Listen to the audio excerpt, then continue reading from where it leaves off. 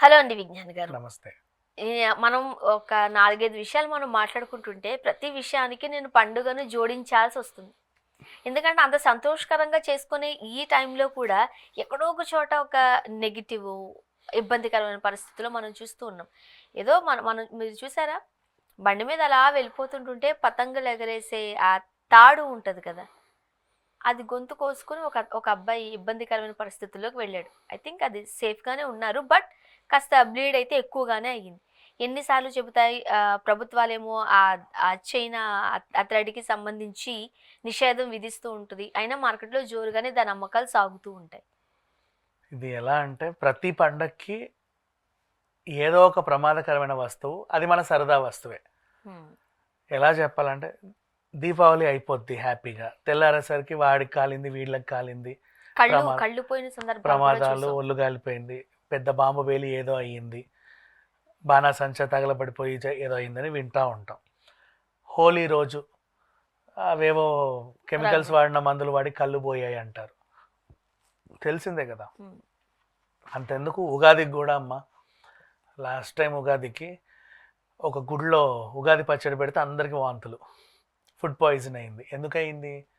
ఇత్తడి బిందెలో చింతపండు నానేయకూడదు, హా! అది రియాక్షన్ అవుతుంది. నిజమే. వాళ్ళు ఇంత చక్కగా ఇత్తడి బిందె నిండా తెచ్చి దానికి బంతిపూలు, మెడకి బంతిపూలు కట్టి నీట్గా డెకరేట్ చేసి పసుపు కుంకుమ రాసి ఆడబెట్టారు. అవును. పూజారి పాప అందరికి ఇచ్చాడు. అందరికీ వాంతులు, కొంతమందికి అయితే ఇంకా పొట్టిన తొబ్బి ఏదో అయ్యింది.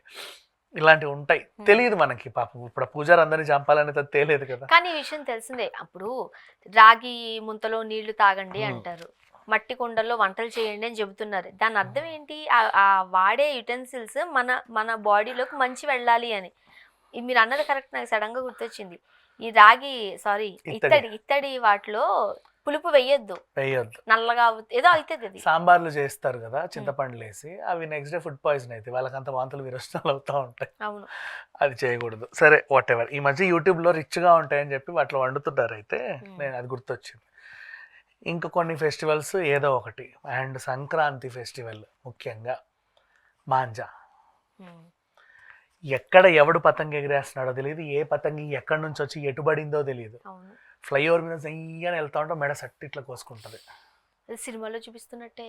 అమ్మా అది ప్రమాదం, అది సీసం కదా, సన్నగా టైట్. ఇప్పుడు పతంగి తెగిపోయేలాగైతే ఉండవు, టైట్గానే ఉండాలి. వాటి నైజం అది.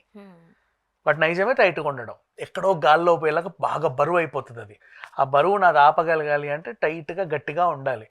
తాళ్ళు ఇంతే సన్నగా ఉంటాయి, చిన్న దారాలు, కనే కనిపించవి, అస్సలు కనబడవు. అసలు తాడు ఎక్కడ ఉందా అని చూడాలి చాలా సందర్భాలు. మెడ కోసుకుందంటే ఇంకా నువ్వు నెక్స్ట్ అసలు ఉండవు పతంగులు. ఇది అది ఏంటంటే యమపాశమే మెడకి. ఈ రేంజ్లో అవుతున్నాయి ప్రమాదాలు. ఇది జరిగింది ఇక్కడే పటాన్ చెరువు దగ్గర. సంగారెడ్డి పిల్లోడు ఏదో బైక్ మీద ఆనందంగా వెళ్తున్నాడు, వెంకటేష్కి మెడ తగ్గింది. సరే, ఈ అబ్బాయి ఒకడే అని కాదు, పెరేడ్ గ్రౌండ్స్ దగ్గర పతంగులు ఎగరేస్తారా? ఆ ప్యారడైజ్ ఫ్లైఓవర్ ఎక్కేటోళ్ళకి చాలామందికి చాలాసార్లు అయ్యాయి. అండ్ అంతేందుకు ఇందాక మనం మర్డర్ మిస్టరీ మాట్లాడుకున్నాం నార్సింగ్, ఇది అటు కొత్త ఫ్లైఓవర్లు బోల్డ్ వచ్చాయి ఆనందంగా వెళ్ళడానికి. ఆ సాఫ్ట్వేర్ ఎంప్లాయీస్ వీళ్ళందరూ కూడా పెద్ద పెద్ద బిల్డింగ్లు ఎక్కి మంచి పతంగులు ఎగిరేయడం. అంటే పతంగికి ఉన్న అడ్వాంటేజ్ ఏంటంటే ఆనందంగా ఎగిరేయడం. డిసడ్వాంటేజ్ ఏంటంటే నీ ఆనందం కోసం పక్కడి పతంగి తెంపడం. నిజమే కదా, అదే కదా కాంపిటీషన్ అక్కడ.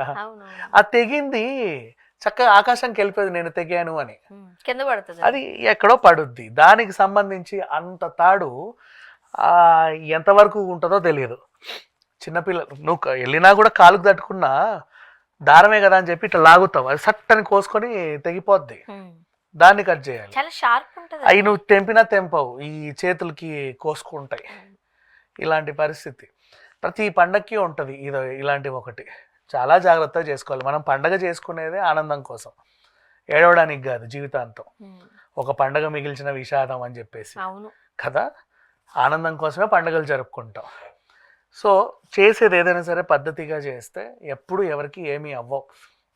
ఇక దీని గురించా చైనీస్ మాంజలను బ్యాన్ చేయండి అన్నారు. ఆఫ్ కోర్స్ సరే బ్యాన్ చేసావు. లోకల్లో కూడా మాంజ తయారు చేస్తారు తెలుసా. వీళ్ళు ఎలా చేస్తున్నారంటే ఊర్లల్లో మనము రోటి పచ్చళ్ళు చూసే రోలు ఉందా, దాంట్లో ఈ బీర్ సీసా ఒకటి వేసేసి దంచుతారు నీట్గా, మంచి నున్నగా దంచుతారు. మంచి పౌడర్, ఆ పౌడర్ ముట్టుకుంటే సమోసా వస్తావు. గాజు సీసా కదా గాజుది మంచిగా పౌడర్ కూడా దంచుతారు. మంచిది కాదు అది. దంచి దాంట్లో ఏదో పిండి కలుపుతారు. అవన్నీ దొరుకుతాయి నీకు ముడి పదార్థాలు. ఆ పిండి గాజుల్లోనే కలపాలని దాని ఇంగ్రీడియంట్స్ కలిపి ఏదైనా నీకు నచ్చిన కలర్ వేయాలి దాంట్లో. దాన్ని నీట్గా ముద్ద చేస్తారు. మరి వాళ్ళ అదే కోసుకోదా? ఏమో ఆ కలిపే చేతులు కూడా భలే ఉంటాయి, బండగా మంచిగా రుద్దుతారు. ఎంత బండగా ఉన్నా సరే ఇలా కోసిపోతే చేసి తాడు ఆల్రెడీ కట్టిన ప్లేన్ తాడు ఉంటుందా, దాన్ని అటు ఇటు వేసి ఇట్లా ఇలా రాస్తా పోతా ఉంటారు అనమాట. అది కాసేపు ఎండి మాంజ తయారవుతుంది. ఇది పండగకి ముందు వీళ్ళు చేసే ప్రిపరేషన్. ఇదంతా రెడీ అయిన తర్వాత వాడు చక్కగా చెరకకి ఇలా చక్కగా చుట్టుకుంటాడు. కొంతమంది ఇట్లా చేతికి ఇలా ఇలా ఇలా ఇలా చుట్టేసి వస్తాయి. ఇక ఏ రోజు మన ఫంక్షను 11, 15 డేట్ ఫిక్స్ ఉంటుంది. ఆ డేట్కి రోడ్డు ఎక్కాలి వెళ్ళిపోయి. దీంట్లో కాంపిటీషన్, ఒరే వాడంట ఆ కలరు అది తెచ్చి ఇలా చేశాడు. అది ఎట్లా కాదు, బీర్ సీసా కాదు, పలానా మందు సీసా అయితే ఇంకా షార్ప్గా ఉంటుంది. దాంట్లో మళ్ళీ వీళ్ళకి అవి తెలుసు.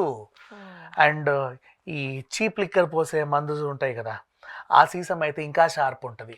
లేదు లేదు లేదు ట్యూబ్ లైట్ వేస్తే ఇంకా షార్ప్ ఉంటుంది. ఒక్కొక్కడు ఒక్కొక్క తీరు, ఒక్కొక్క తెన్ను దానికి. అవి రెసిపీలు మళ్ళీ వాటి ఇంగ్రీడియంట్స్ అవన్నీ వేసి చక్కగా ఏదేదో చేసేసి ఇట్లా కట్టి ఒక పిండి ముద్దలాగా అవుతుంది మాది. దారాన్ని ఇలా ఇలా ఇలా ఇలా ఇలా వేసుకుంటూ దాన్ని అంతా లోపల వాడేది నార్మల్ థ్రెడ్. ఆ థ్రెడ్ కూడా దొరుకుతుంది నీకు దాంట్లో క్వాలిటీస్. ఆ థ్రెడ్ ఒక స్ట్రాంగ్ థ్రెడ్ ఉంటుంది, దానికి నువ్వు పూసే చెండాలం ఇంకా స్ట్రాంగ్. అసలు ఏది పూయకుండా దొరికిన థ్రెడ్ తోనే ఎగరేసుకోవచ్చు. వీడు ఇంకోటి కొయ్యాల్సిన అవసరం లేదు, వీడు ఎగరేస్తేనే తెగిపోద్ది నీ పతంగి. అదొకటి ఉంటుంది. అంత స్ట్రాంగ్ లేవు ఉండాలంట ఆ పతంగి ఎంత పైకి వెళ్ళొద్దో. ఇప్పుడు మనకి ఇవేమి పూయకుండా ఉండే థ్రెడ్ అంత స్ట్రాంగ్ గా ఉండట్లేదు. ఉంటది. నీ ఆనందం కోసం ఇంటి దగ్గర డాబా మీద కాస్త పైకి వెళ్తే అలా అలా నీ సెల్ఫీలు తీసుకోవడానికి బాగానే ఉంటుంది. దాన్ని మేఘాల్లోకి పంపి దాన్ని ఇంకొకటి చేతను అక్కడ కాంపిటీషన్గా తెంపాలి, ఇలాంటి వేషాలు వేస్తే సెట్ అవ్వదు. నిజమే కదా, నీది పైకి వెళ్తుందా నాది పైకి వెళ్తుందా, నీ అంటే నీది బాగా పైకి ఎగురుతుందా నాది పైకి ఎగురుతుందా. సరదాగా ఆడే వాళ్ళు ఏం చేస్తారంటే డ్రాగన్ పతంగులను లేకపోతే బటర్ఫ్లై పతంగులను వెళ్ళి అది కనబడాలి గాల్లో, కనిపిస్తే నీకు ఆ ఫోటో కలర్ఫుల్ గా ఉంటది. అది మాది ఇది మాది ఇది మాది అని అంటావు. అక్కడక్కడ కోసుకుంటారు వాళ్ళు కూడా, అక్కడక్కడే పడతాయి. మరి ఆకాశం మీదకి అవసరంలా, ఫ్లైట్లు కూడా చుట్టుకొని తెగే అంత అవసరం. చిన్నప్పుడు ఆ పతంగులు పడిపోతుంటుంటే దాన్ని పట్టుకోవడానికి ఒకరు ఉండేవాళ్ళు.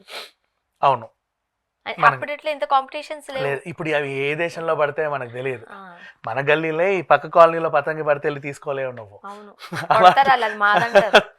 అది ఎవరి దొరికితే వాడిదే గాలిపటం. అది ఏ చెట్టుగా దాని మీద అందరికీ హక్కు ఉంటుంది తెగింది అంటే. సో తెగిన గాలిపటం గిద ఎంతమందికి హక్కు ఉంటుందో, అది తెగిన ఎంతమంది గొంతులు తెంచాలన్న హక్కు కూడా దారానికి ఉంటుంది. మనం జాగ్రత్త పడాలి, ఎందుకంటే దాని నైజమే గొంతులు తెంచడం. అది ఖచ్చితంగా మనం వెళ్ళే రూట్లోనే ఉంటుంది.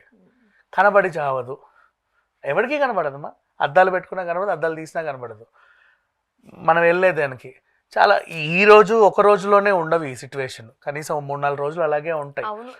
ఎక్కడెక్కడ ఏ ఫ్లైఓవర్ పైన వెళ్తున్నా ఎక్కడ వెళ్ళినా మనం జాగ్రత్తగా వెళ్ళాలి. 90s 80s స్పీడ్లో వెళ్ళే వాళ్ళని కాపాడలేము.